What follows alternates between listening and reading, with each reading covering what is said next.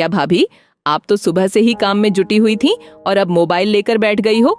आपको मम्मी का बिल्कुल ख्याल नहीं है। जब उनकी ही परवाह नहीं तो मेरी तो और भी नहीं होगी। मैं तो ससुराल से कभी कभी आती हूँ और मम्मी तो रोज आपके पास रहती हैं। क्या आप थोड़ी देर उनके पास नहीं बैठ सकती? बेचारी मम्मी कैसे अकेले वक्त बिताती होंगी? विनीता ने अपनी भाभी देविका को ताने मारते हुए कहा। देविका कुछ देर पहले ही अपने कमरे में आई थी और अपने मोबाइल पर मैसेज देख रही थी।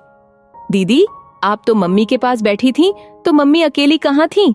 और वैसे भी मैं थक गई थी, इसलिए थोड़ा आराम करने के लिए अपने कमरे में आ गई।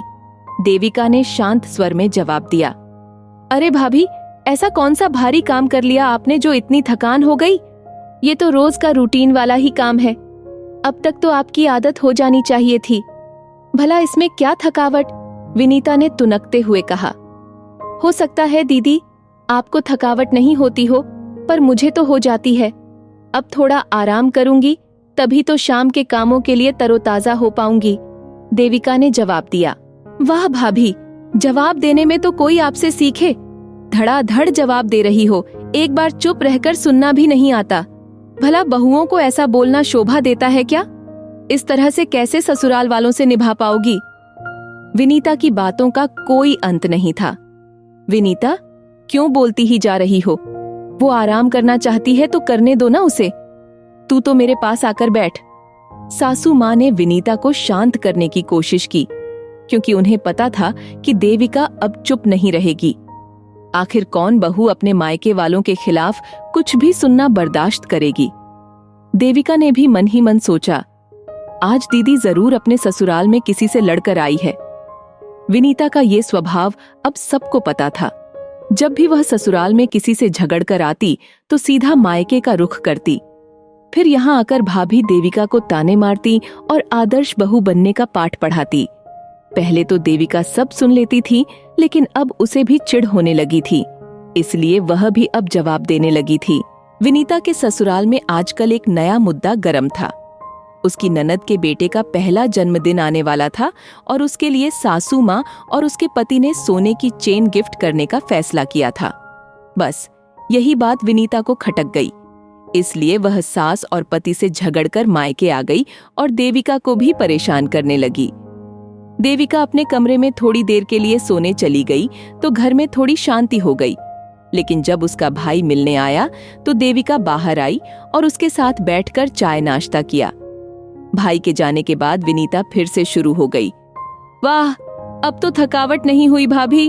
भाई के पास बातें करने के लिए फटाफट आ गई, और ये क्या, बिना मम्मी से पूछे मिठाई भी सर्व कर दी। अपनी मनमानी कर रही हो, पूरा घर लुटा दो अपने मायके वालों पर। विनीता, चुप कर, क्या बोले जा रही हो?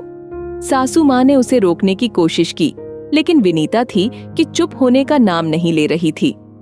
अरे वाह, अपने फकीर मायके वालों को मिठाई खिलाई जा रही है और यहाँ ससुराल वाले बैठे तुम्हारा इंतजार करते रह गए कि कब बहू रानी बाहर आकर उनसे बात करेगी। ऐसे फकीरों को तो। विनीता की बातें सुनते सुनते देविका का पारा चढ़ गया। दीदी, बस करो, अब मुझे आदर्श बहू बनने का पाठ मत पढ़ाओ। पहले खुद अपना ससुराल संभालो। अपने अलावा किसी और को देखना तक नहीं आता आपको, और मुझसे उम्मीद करती हो कि मैं आपका सम्मान करूं? आदर वही पाता है जो खुद सम्मान करने योग्य हो। आइंदा मेरे मायके वालों के खिलाफ कुछ भी कहा ना तो मैं बर्दाश्त नहीं करूंगी। देविका गुस्से में अपने कमरे में चली गई। विनीता की बातों से उसे जैसे झटका लग गया हो। तभी सासू माँ ने भी कहा, विनीता, अब बस करो।